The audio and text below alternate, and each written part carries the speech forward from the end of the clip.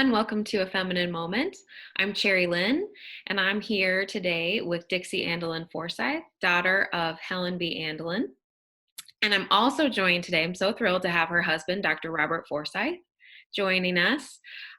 Bob is a neuropsychologist, so we're really, really grateful to have him here today because we are actually talking about mental health. And we have a lot of questions coming through on YouTube as well as our private Facebook page about mental health and when you're dating somebody who is mentally unstable. So some of the questions that we have written down here today, I'll just pull these up.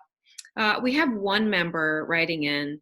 She's been dating a man that is really mentally unstable, and she's not sure what he's diagnosed with or if he has been diagnosed with anything, but he has threatened to her to take his own life. There's been a lot of other parts of the story that I won't go into, but I think the main question we have here is what, with Fascinating Womanhood and these members that we have that are putting these questions, what can these women do if they are dating a man who is mentally unstable? And she also wants to know, not to get into too many questions ahead of time, but why she's attracting these men too.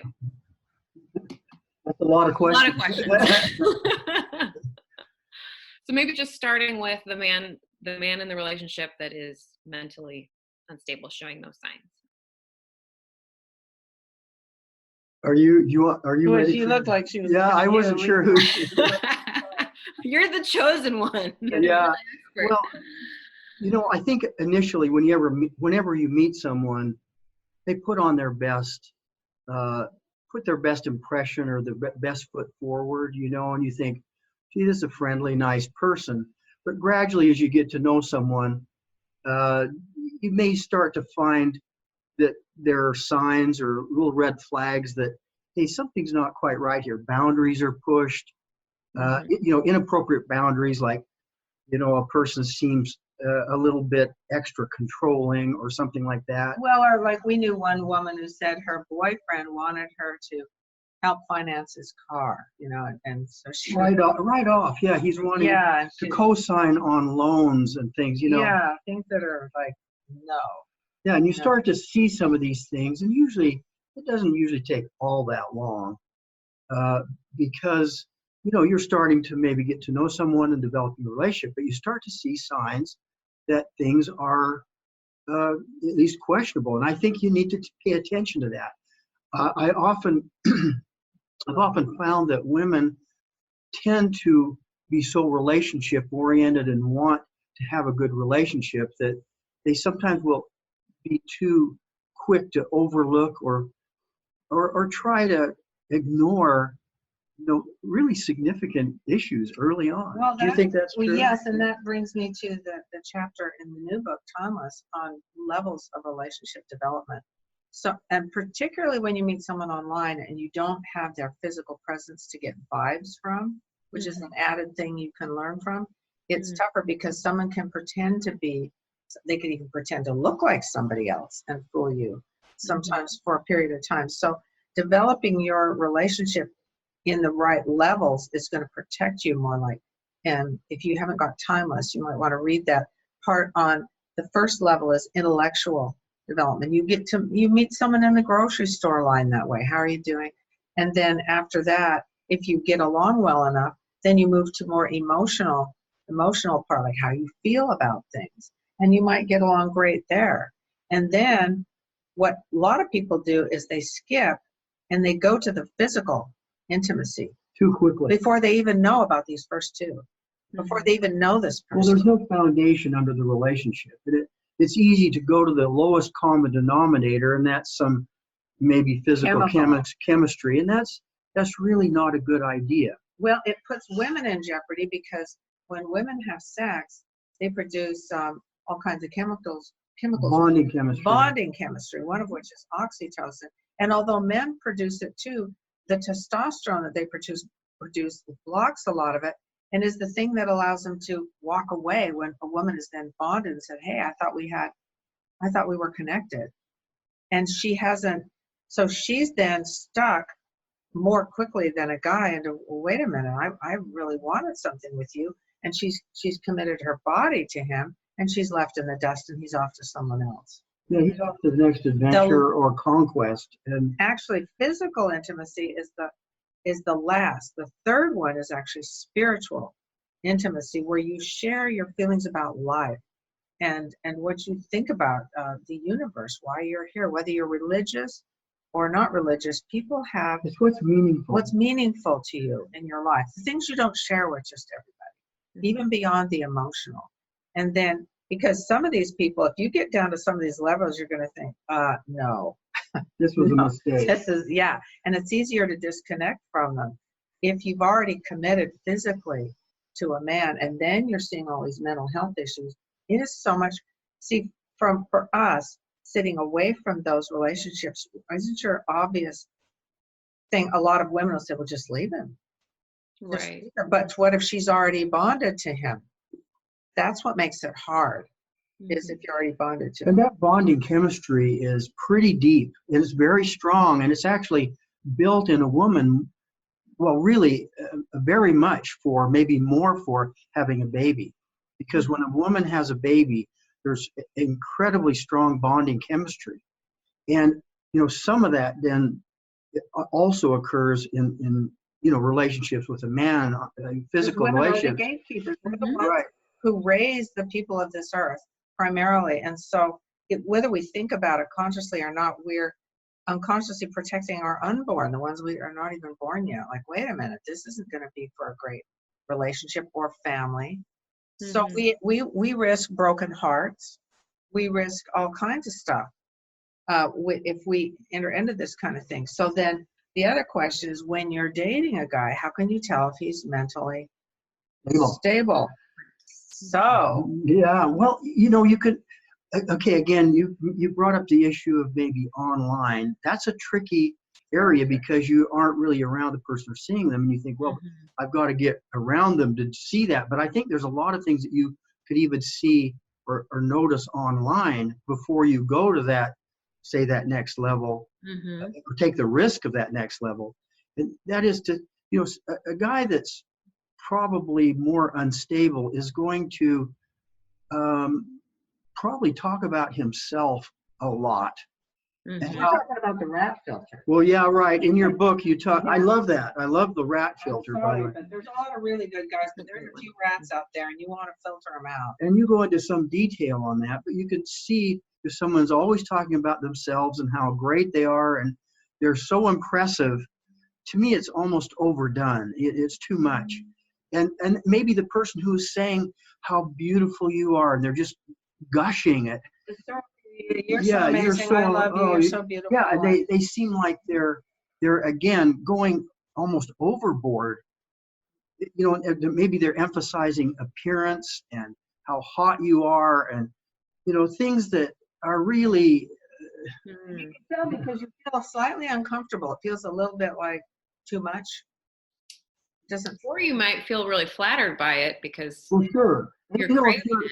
Well, hey, everybody loves to feel beautiful, and that, hey, maybe this is the guy that really finally gets me and appreciates me and sees who I am. But I find that my experience is that people who go overboard so quickly and are pushing things so fast are usually not as secure or stable as somebody who recognizes the need to build some kind of a stable relationship and get to know somebody first.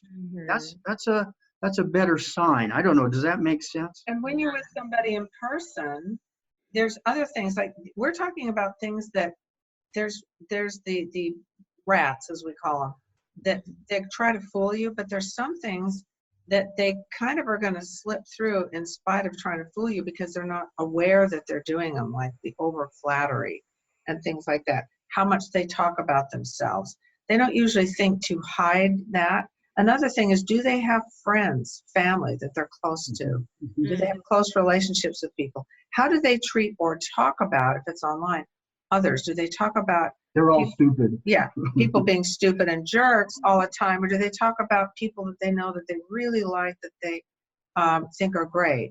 And how do they talk about people? How do they talk to people? If you're with them in person and you go to a restaurant, how do they treat people who serve you who can't do anything for you, like a waiter at a restaurant. Do you treat them as well as you would anybody, or do you kind of look down on people that you can't get something out of them? How do they treat children?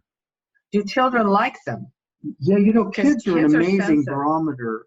We've seen some kids that around certain people they just are really either nervous or upset, or they don't like they don't have any words for it, but they just don't like somebody. And then others, kids really seem to like them. You know, there's, you know, and I don't know that there's any one easy, hey, there's Jose. Hey. In his pajamas. Joining us, another guest today. No, I'm just kidding.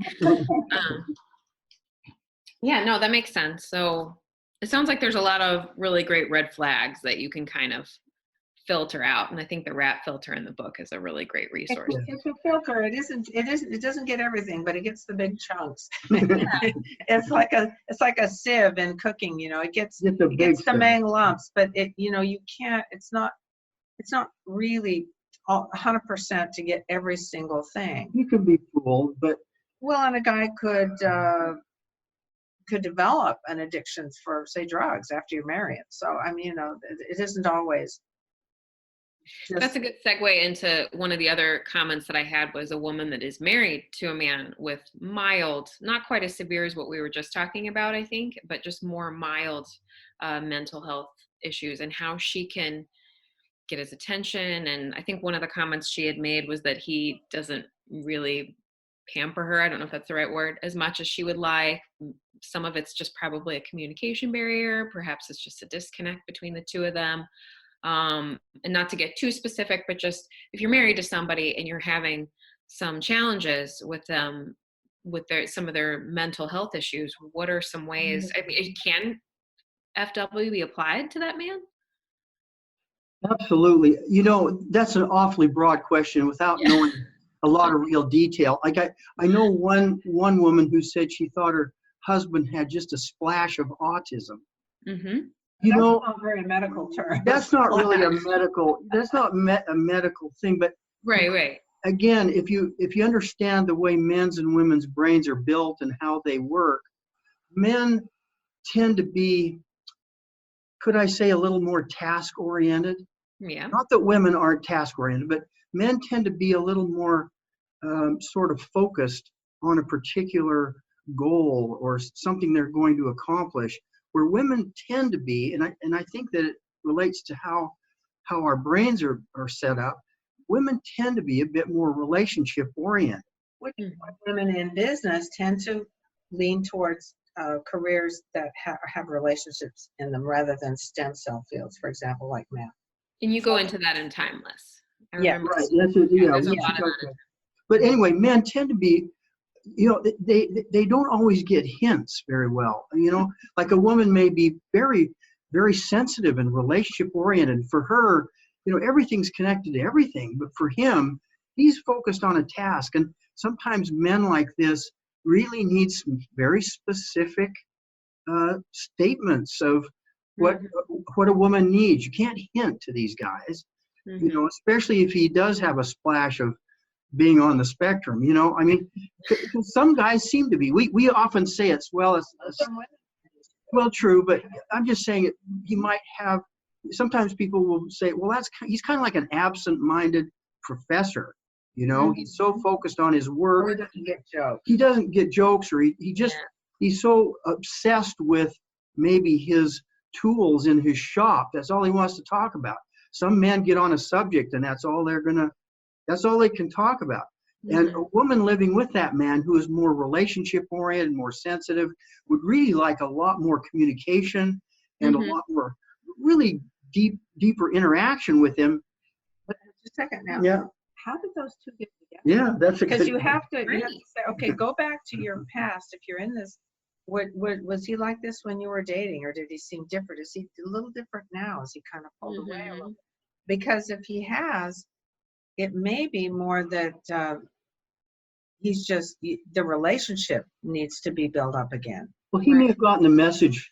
He may have gotten a message from you that you think he's kind of a klutz or a problem or something. So he kind of, Not measuring up. he's not measuring up. So he pulls back a little bit, and you see that as, him not really being interested, when in fact maybe he's just trying to protect himself, or he's just staying in more of a safe place for him. And so if you start to actually understand him and give him some validation and some appreciation for what he is able to do, or what he does recognize and can understand, he'll come out. He'll let more of himself out than he would, than he would otherwise. So, I don't know. Without having real specifics, it's hard to.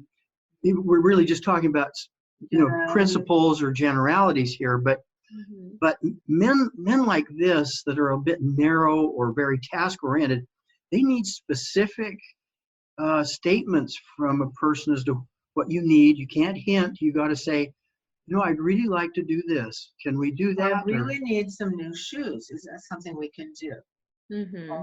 Or I'd like to talk to you about, if he has a task, if he's given a task of talking about a particular issue and he recognizes it as a task, he'll often do it.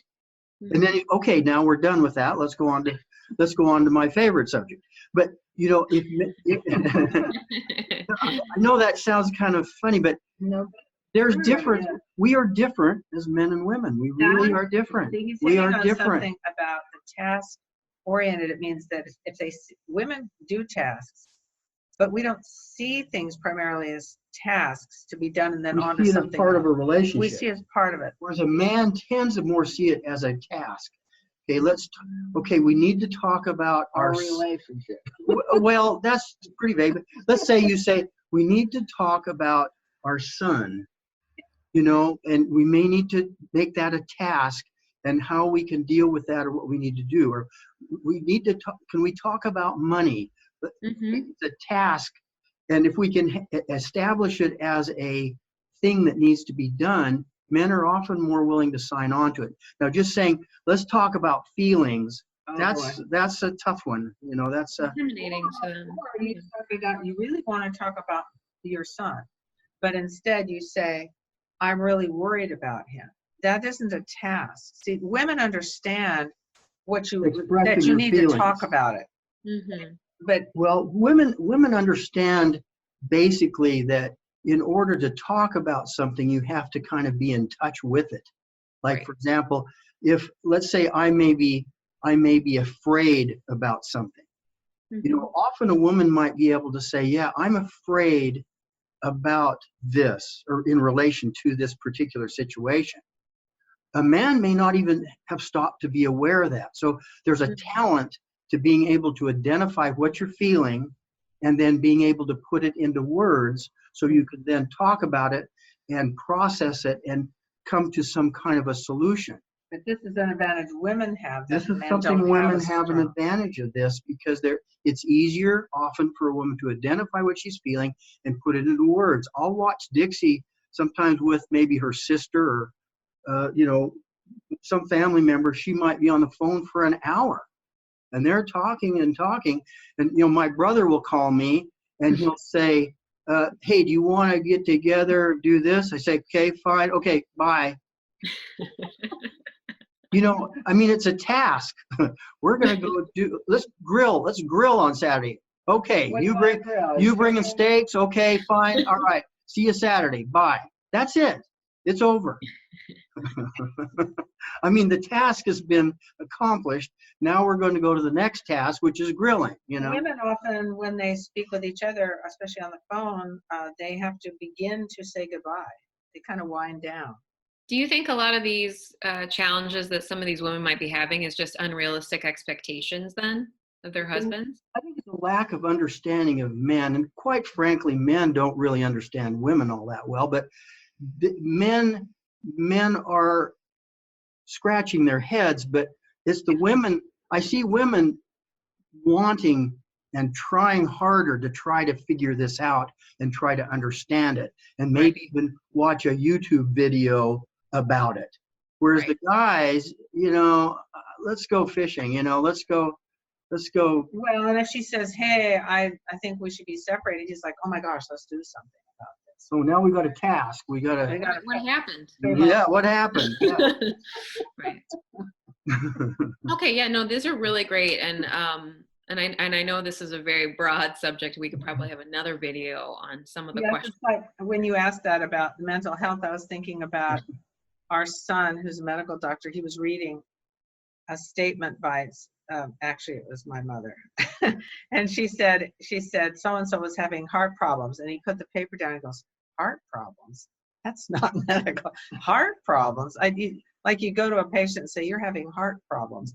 It's so non-specific. It's difficult when you say mental health issues. It could be any number of Yeah, there's so many possibilities so here. he's trying to do something kind of broad when he doesn't know the Right. specific thing. Right, we could talk about it. You know, to me, I maybe would focus on a particular mental health issue, because broad mental health issues, wow, that's a big subject.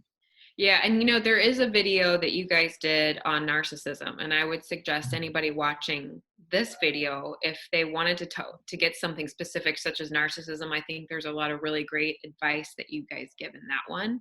You know, that's probably a subject we could talk about that for hours, literally, because that's a huge subject. And be careful.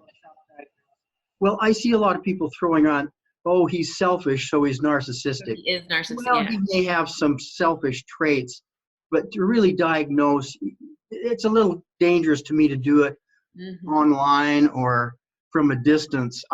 When I diagnose somebody as narcissistic, I actually do an evaluation and go through the diagnostic criteria and come to more of a, I don't know, I think more of a solid diagnosis than just, hey, he's narcissistic or he's grandiose, or these terms are thrown around really easily. Yeah.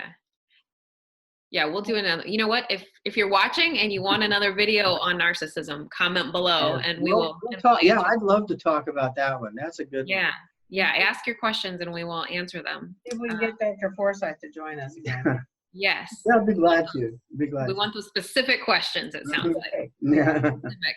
And we've had so many great takeaways today. I think it's so great, the points that you made about being specific with your partner. I think that's such a great piece of advice that's so digestible.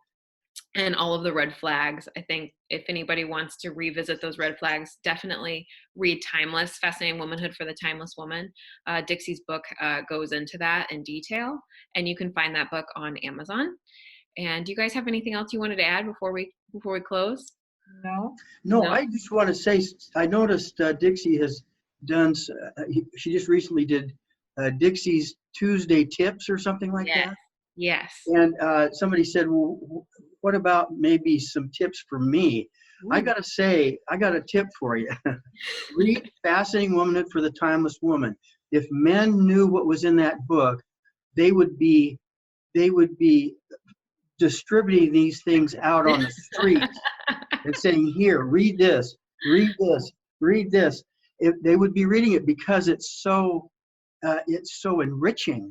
Yeah. Relationships, and women are so really good at this, or at least often better than we men are, that I just say, here, read Fascinating Womanhood for the Timeless Woman. It's amazing. I have to admit, as I was rereading it, I mean, I've sort of watched as it had developed, but I was rereading it recently, and there were times when it was bringing tears to my eyes. Early on, it talks about the incredible value of women, and boy, it was really quite touching to me. But anyway, that's my tip for the day. That's Bob's tip. I love it. That's great. Okay, well, that's about all the time we have. Thank you so much for all this valuable information. This has been so much fun, and thanks for joining us on your little vacation there in St. Louis. Oh, happy to. Yeah.